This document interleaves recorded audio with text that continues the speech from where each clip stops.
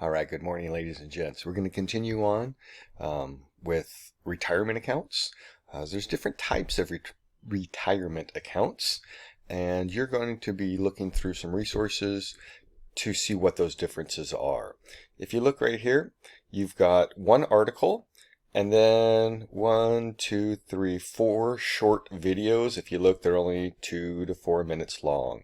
So they're going to talk about these different types of retirement accounts and looking at it from a bunch of different perspectives. There's a pension, which is not very common anymore.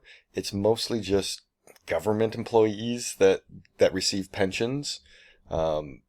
Generally, in a government job, you don't make as much money as you could in the private sector, but you do get certain benefits. You do get good health care, you get a good pension. So there's trade-offs. When you're looking at accepting a job somewhere, you need to look at all of those things. The next category is a traditional 401k. You've probably heard of that term, 401ks.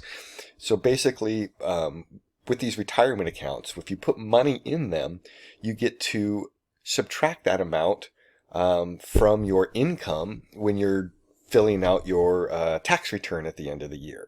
So basically, they don't count that income. And the idea behind this is you're generally, when you're in your working years, your productive years, you're making more money during that time.